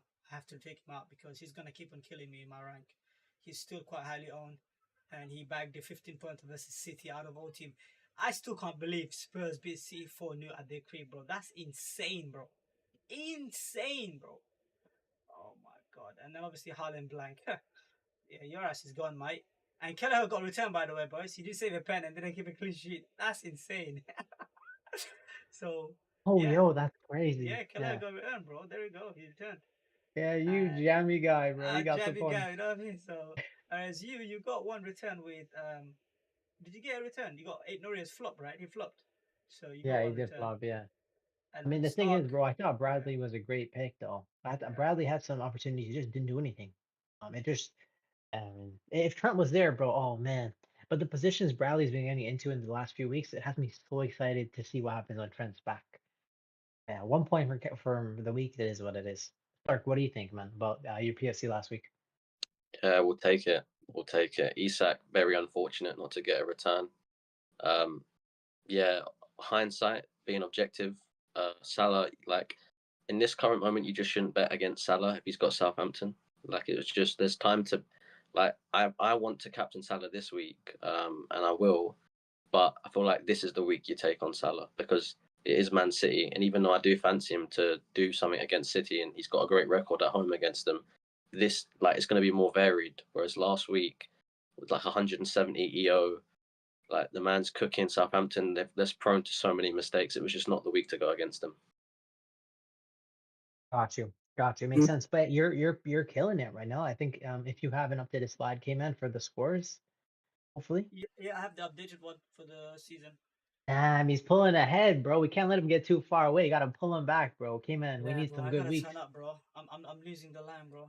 Dang. 100%, bro. And we made this like rule that if you do well in last week, then you get to pick first. So we'll move on to next week. We got the main man Stark. What are your thoughts, bro? My punt is Evan Nilsson. I think I chose this one because I know there's a few managers who own him, and they're thinking about taking him out for JP or Cunha, for example. And I just think Wolves are there for the taking defensively. Evan Nilsson could have had a haul against Brighton. I think he was very unfortunate not to get one, just a bit of poor finishing. He had plenty of chances. So I think he's definitely worth holding for this game, and I think he can get something.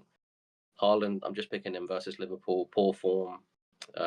No one really owns him. I feel like this is the time to move on from him. So that's why I've chosen him. And then captaincy, Salah, yeah, for all the reasons I listed earlier on. Yeah, makes sense. So I'm on Palmer cap. Don't ask me why. Genuinely, I don't even know why. I just hope it's gonna work out. Like, gonna keep the faith in Palmer every week, and he'll deliver points along the way. Flop is Vardiel. There's no way he's returning against Liverpool. No chance. And the punt is gonna be Martin Odegaard, one of the most slept on differentials, playing for Arsenal against West Ham. I do expect a nice 2-0 or 2-1 or 3-1 win for Arsenal. So happy to go with Odegaard as my punt. What are your thoughts, Kima? Um, yeah, I like you guys' PFC is very good actually. I like the Odegaard shout. I like the Vinicius shout is very Yo, nice. bro, I can't hear you, bro. Like, Oh, you're so Yeah, sorry. far Can you not away hear for some me? reason. Hello. Yeah, your mic is like a little bit weird now. Oh, sorry. Okay, apologies. All right. So I was just saying, I like I love you guys' punt. I love the flop from Stark as well. But I think you should have put someone else that you don't own. Maybe Saka to just jinx them a bit. I put on Salah because Bro, it's I'm probably K-Man, not gonna captain him. bro, I'm K-Man, struggling. I can, Oh, I'm can you struggling. not hear me? You're just yeah. It's like you're Oh under. crap. Okay. Hello. And maybe it's like you changed Stream. your mic back. Can you guys let me know if you guys can hear me well, I please? can't understand anything you're saying. Oh. Oh crap. Bro, the guy's speaking like underwater, bro. It's Oh my crazy. days. What's going on? Maybe it's the. I think it's for the mic ran out of charge or something, bro. Yeah. Hold on. All right, don't worry, we'll buy time. Hopefully, you'll be able to All fix it in right. the meantime. Let's tackle the comment section because Cortex is asking. Sure. So he said, "Give me 3 Haaland replacements. I'll spin the wheel. I guess I can't decide." So if you're just talking like one move out of Haaland, I'd say 2 obvious ones would be Isak, Jackson, and then the third would JP be Cunha. JP and Cunha. Yeah, but Yeah. he's Strand Larson and Welbeck. That's so. Bro, Can you guys honestly, hear me now? I would minus 4 and put like the other picks in, bro. Straight up. Like I think Cunha outscores Larson by 4 points in this run. I have the Yep. money at this point now. Do it. But bro, I talked to him about this earlier. I'm like, you're gonna be in this position. So Yo, can like, you guys hear me? I think you. Pardon? Can you guys hear me? Oh, The bro, it's chat saying they can terrible. hear me. Think Cap, let me know if you can hear me, bro. I don't know what's going on. I hope you Bro, guys can hear K-Man is me. speaking underwater, bro. Stark, What is you agree with happening, me or bro? what? I can't hear him, but Hello. thinking Cap Benji's saying he can hear him. So Anyways, all right, okay. Anyway, um, K-Man, do you want to discuss your PFC then? Yeah, I will discuss it. Yeah, sure. Okay. All right. Apologies for the technical difficulty. Technical difficulties, yeah. Yeah, apologies. How locked out of you on your current captains out of 10 to 6 being average? I'll get back to that thinking cap. So at first I got Onana because last week my keeper did serve me well, so I'm going to the keeper again. I think I found the formula. So I'm going to another keeper Onana. He done really well versus Ipswich. So Everton at home, I'm thinking that's a locked clean sheet because Everton don't know how to finish at all. They got DCL up front. They ain't scoring. And then you got Lewis flop because they're going to Anfield. Lewis is going to get manhandled by Diaz. Yeah, he's probably going to get red card as well. And then captaincy, I got Salah. I just want him to blank. I'm sick and tired of this guy. I hate this guy right now. He's killed my rank the last 2 weeks. I need him to get some freaking karma, man. He needs to freaking blank, bro. So I got Salah captain purely out of rage. If I'm being rational and objective, ideally the best captain, if I'm being really objective, is Saka this week. And then obviously you got the likes of Salah and Palmer on the cards. But with going back to Thinking Cap's question, how locked am I on the captaincy, bro? You're gonna have to tune into my Dylan stream, my bro. Right now I'm 50-50. So yeah. Nice. All right, cool. Yeah, so hopefully that helped you guys out. And is there anything else that we missed out? Are there any other good slides left or no, bro? I think obviously our team review. Obviously Kanji, your team review for last week. Oh, team selection. Yeah. Boys, this was my first green arrow in 5 weeks. Can I get a round of applause or what, bro? You deserve it, man. You deserve it, bro. I mean, But bro, it's what is been Cunha doing on horrific. your bench, bro? What am I? Bro, you know what? Listen, if it hurts the bench points, but 16 points at my rank, that's gigantic. I'm so annoyed at Madueke, by the way. Like that guy, he's ruined my season. Like I pre-planned for this to go against Salah in this week. I'm like, I don't need Salah because I have Palmer for captaincy in this week. It's fine. Boom. The swing is gigantic. Not only do I not own Mo, oh my god, he's killed me, bro. 120 points in 12 weeks. Crazy, bro. Anyways, okay. So the team looks good. I have a lot of the differentials that we talked about already. So Isak, Ja, Pedro, Cunha, put myself in a good position for my strikers, my midfielders, and you'll look at my team relative to the template team, and it would be Bumo, Palmer, Saka, which is going to become very template going forward. And it's just me taking on Salah with Son, which has gone dramatically wrong if you also factor in captaincy. Then I have the best defender in the game in Gabriel, and I have the best defender in the game in Trent, who was actually on the bench for the Real Madrid game, so he's going to be hopefully in the starting 11 for Man City. And then Gabriel got the points when the fixtures turned. Same with Raya. Glad that I kept the patience with those guys. Got Eight Nori off the bench, and then Hall ended up blanking, even though he got an assist for Isak, but it was offside. So overall, my team is in a very healthy state. The only thing I feel like I'm missing is just also, but I'm happy to go against it, I think, for now. But I'm gonna be looking to save transfers as much as possible. Put myself in a position to bring him in if I need to in a few weeks' time. If he continues to be this insane. So if we can move on to the game week 13 team selection, it looks incredible. Again, double Arsenal defense coming up against a very poor West Ham team. Don't let the most recent West Ham wins fool you. They have been very poor. I think they've been pretty lucky. Of course, Bowen can get something on the counter attack to ruin the Arsenal clean sheet, especially at home for West Ham. But I don't know. I just really back Arsenal. They're the much better team. So happy to be going in with double Arsenal. Happy to be going in with double Arsenal defense as well as Bukayo Saka, who I am potentially consider captaining. For my defense, I'm considering actually benching Trent Alexander-Arnold, which sounds pretty controversial, but it's between Trent and Hull. What do you guys think on starting one of those guys? Would you guys just start Trent at home to Man City? You've got to wait for team use. Like if we're assuming both are fit, it's Trent obviously. So I just want to go on K-Man as well. I would play Trent because Bradley did get injured, right? And hope that obviously if he doesn't come on, to be honest, Hall has a really good fixture, man. Palace, yeah, up tough. Wait for team news, Bradley. I'm sure there'll be some leaks, but to be safe, I'll probably Cool, go Hall, cool. man. I can't really hear what you're saying, but I'm sure you're probably telling me to Oh, play Trent. apologies, I man. know I you. don't know what's going on. So, Yo, Kanji, yeah. on the topic of the benching Cunha, because you're getting some pelters for benching Cunha. Obviously, you should always. I think the lesson is you should always start a penalty taker. But what I do want to say is, you really knew Brennan would get benched, and secondly, Wolves scored 2 goals when Anderson came off, and they had 10 men, right? Exactly. So like Exactly. And if Brennan started, bro, he would have eaten in that game, bro. do, But it's I fine. At least he think, got a goal. yeah, I do think you should have played Cunha, but that's obviously hindsight bias. But I would have told you that beforehand, anyways. I think, Yeah. but I think the vet like for him getting that last goal and Wolves scoring 4, those last 2 goals when he had 10 men was a bit unfortunate for Fulham because they still put up quite good XGC, right? Yeah. It should have been like an 8 pointer or 9 pointer for Cunha versus like 6 pointers for Brennan. It wouldn't have been that bad. But 16 looks horrific. Anyway, but yeah, so my team looks great. Again, the front three looks great. The midfield three looks great. I mean, does it really get much better than this? Honestly, I think Son is gonna outscore Salah this week. Okay, we'll chat next week. And then yeah, happy to have Trent back in the 11. Like I love my team. The only move I'm considering is actually in Brennan Johnson's spot. Now I may not do it this week. I want to roll just in case Aitnery picks up a yellow card. Because if Aitnery picks up a yellow, that means I have to play Lewis Hall next week, and he's playing at home to Liverpool, and I don't want to be starting him, which means that yeah, I'd be in a tough position. So I'm hoping and praying no yellow card for Aitnery, please God, so I can have him for the Everton fixture.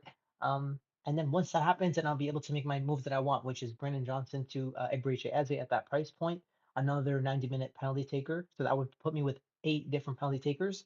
And then Mbeumo is the one that I need to consider if I want to sell him or not next week. But other than that, I love my team. Happy to be going forward into Game Week 13 with this. Yeah. That looks good, man. All the best to you, bro. Moving on to Stark's game week team review. Yeah, Awesome. few bad variants for me. Rao missing a tap in, which was assisted by Robinson. You know, that's like 9 point swing the other way for me. Obviously, Palmer's goal as my captain. You know, I think he would have had 2 bonus. I think Jackson would have had 3.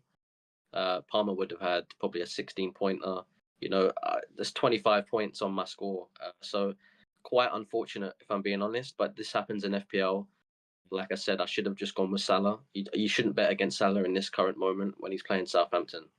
So poor judgment for me. Got to take accountability there. If we go to my next team, though, I've made some money moves. So I've sold Raul because this Christmas period, as we touched on earlier, Glass Man versus Iron Man.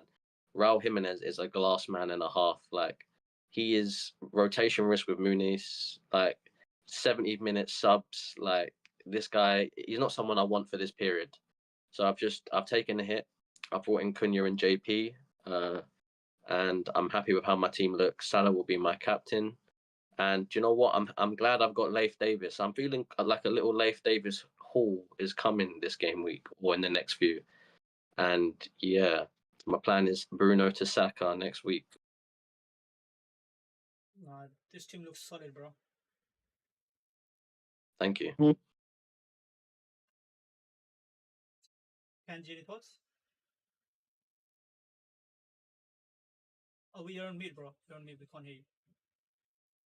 Yeah, I love the team. It's just Rogers versus Semenyo, and it's nice to have that differential sitting there in Rico Lewis, where you have like 3 4.5s rotating for two positions. It'd be nicer if you had like a premium player like Kanate or Van Dijk or a Trent or a Timber in that second premium defender slot. But Oh yeah, it, that's my plan. That's my plan, mate.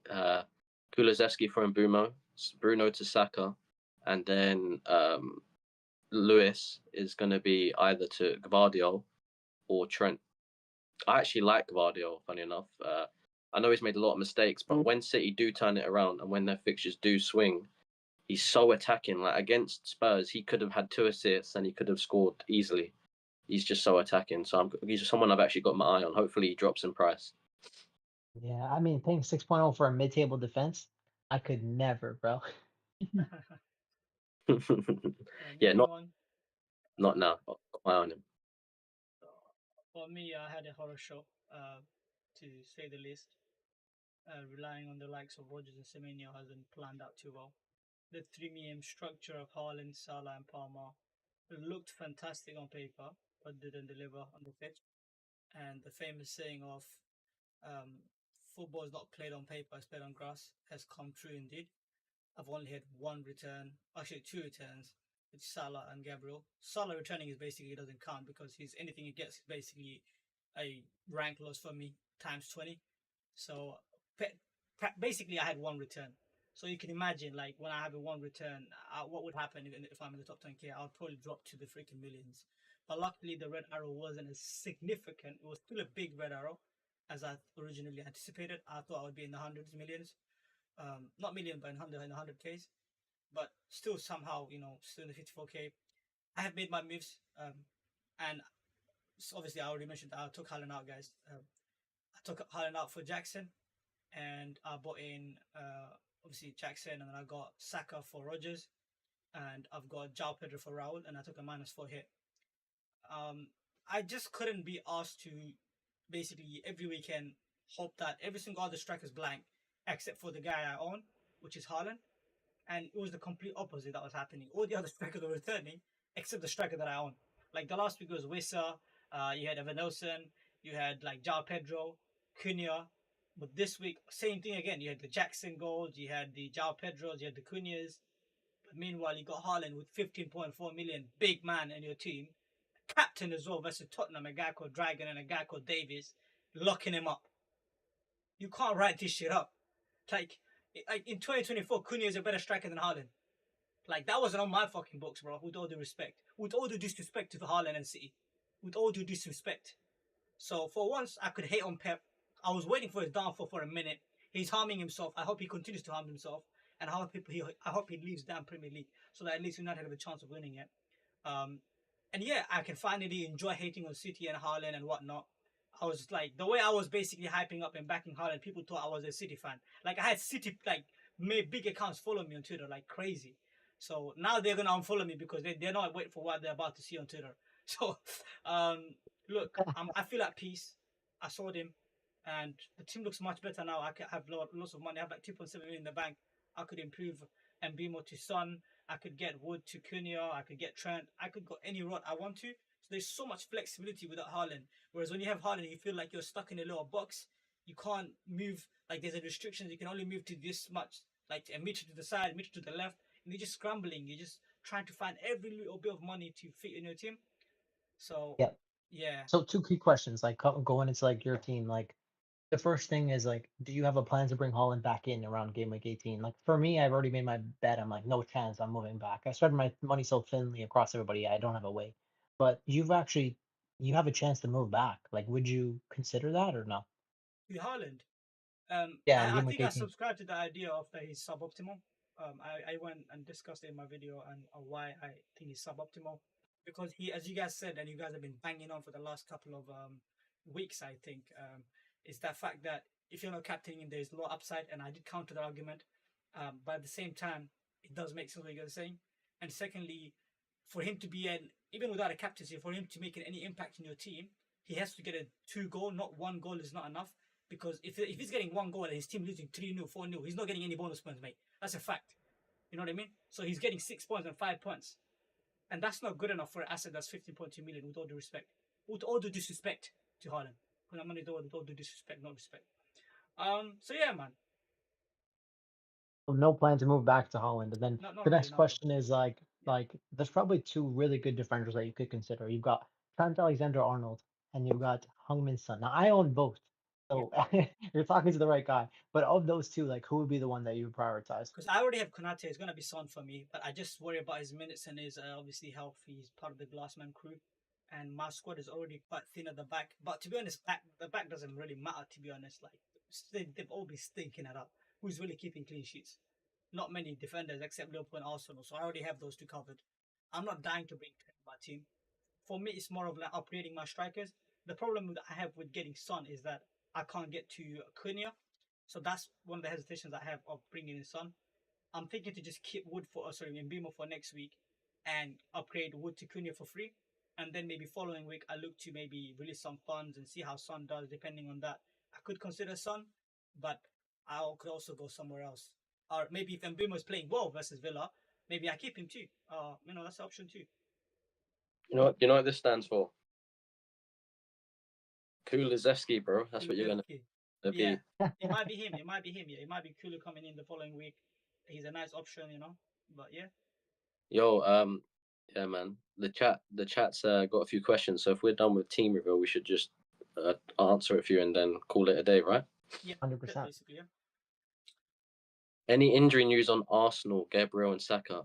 From my understanding, Saka's completely fine, and Gabriel also seems like he's okay to me.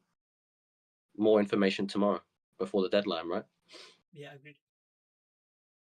Uh, Sorry, one more thing. Apparently, there was a video Andy shared where Gabriel was walking into the training ground. I don't know if it's an old video or the latest video, so we haven't got any confirmation on that yet. Cool. Earlier on, Benji actually asked an interesting question. Oh, I've got something to address with Benji as well. He said, how are all of your captains out of 10, 6 being average? Wait, what did he say? How locked are we on our captains out of 10? Bro, I'm like a 3 out of 10. I'm a 10. 5 out of 5. Like I'm 50-50. As I said, 5 out of 10. I guess you can say. I'm a 10 out of 10. Oh, sorry, Yeah, you. I'm gonna keep it 100% real with you guys. My best friend's an Arsenal fan. I'm literally meeting him tonight, and I think today's what, Wednesday or Thursday. Like if he like, bro, he watches every game. If he's high on Saka, I really trust him. If he's high on Saka, I'm gonna be there, straight up. But he doesn't know my entire decision will be on him. But that's the truth. If I was you, I'd go Saka, Kanji. He's put start Kulu shout is a Raul Jimenez 2.0. That's a violation, bro. Hey, that's a low blow, man. You didn't have to do that, bro. You didn't have to do us like that, bro. Come on, Benji, bro. I think time will tell, and I don't talk. Actions speak louder than words. We'll see when the points come. Yes, sir. Oh, Spurs just conceded in the last kick of the game, 2-2. Oh, classic. Wait, it's 2-2 or 2-1? It's 2-2. Wow, Spurs. These guys. That sucks. It's so They unlucky. needed that win. Haaland owners. I don't want to go to Spurs, bro. I don't want to touch those guys, bro. No. What I'd say about this game against Roma is it's been so end to end. Roma have had big chances, and like Man City last week, you just can't believe they Haaland's blank versus this defense. It's crazy. Sucks. You tell him, bro. You tell him. Yeah, boys. We call it a night then. Yeah, for sure, bro. Yo, but it's Alright, nice boys. to see you on the dark side, Cayman. Yeah, I mean, I think it's the light, bro. I think I see the light. I don't think it's the dark side. I think I finally saw the light, bro. So I yeah, agree. I'm happy, Bro, man. you know what's a little sad story? Yeah. If I kept Salah since game week 1, I'd be sitting in the top 20K, but I sold him, so I'm sitting at 3 million. Like that's how big the variance has Insane, been. bro. Insane. It's not only his points, it's his captaincy. That's how freaking crazy it was, bro. Insane, bro. But it's okay. A lot of time to make it up. Adil in the chat says Salah for Bruno for a hit, guys. What do you think? Oh my god. No. Salah, wait, hold on. Salah in for Bruno. For a -4. I would never. I can't do that. Bruno's at home. Come on. I think it Oh, depends. you're a Man United fan.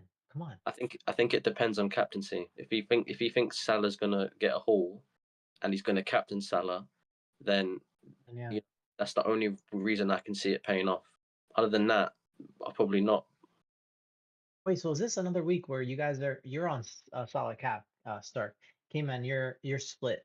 And I'm obviously off Salah, so I guess we'll see. If Salah's gonna punish us again, He's Bro, been punishing me weekly, bro. as I said, Kanji, bro, if I get a Salah FOMO, I'm just gonna captain Salah, bro, and be boring, bro. I'm sorry, bro. Like, I have to admit defeat. Like, I can't go against Salah, bro. This guy is inevitable, bro. Fucking Thanos, man. I can't do it anymore, bro.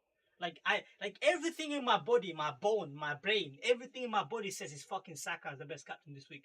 But Yeah, what do you know? same, Salah is bro, gonna come in with a same, freaking 12 bro. pointer, 14 pointer, this jammy assist, jammy 3-point bonus. This bum, man. For God's sake, bro. I'm with you, bro. Bro, I'm with you. I people want to say be on Haaland Saka made the so game bad. boring. I'm sorry. It's the other way around. Salah made the game boring, bro. Like, you have to captain this guy every week now. I really hope Haaland starts scoring again, because the Yeah. games becoming too template. I really want him to score. Bro, Like it's boring, bro. I want Borderline Haaland He boring. will score. to score, because I He want will people to score. Haaland. I hate how everyone's on this no Haaland structure. Yeah, bro. It's always nice when you're bringing in players like Jackson and Isak and their differentials, right? Yeah. Now it's like a lot of people are moving there. Yeah. But yeah, I think that's it. Yo, thank you so much for another great pod. A lot of good food for thought. It's really interesting. I think especially the part where you guys were talking about just like some of the transfers, the captaincy. Yeah, I'm really split on it. So we'll have some good spaces and talk about it probably tomorrow before the deadline. But lovely pod to have with you guys once again. If you if you took some value from any of our conversations, don't forget to like drop us a comment with like your PFCs. Make sure to subscribe to the YouTube channel. We appreciate all your support. We just passed the 100 subscriber mark, so thank you so much for all the support so far. And hopefully, this is just the tip of the iceberg for us. And if you have any feedback, feel free to DM us on Twitter. Give us some feedback. We're all open to that. We're all just getting new to this and trying to provide as much value as we can. So, thank you so much for all your support, and we'll see you guys hopefully next week. Make sure to like, comment, and subscribe, boys. Peace out.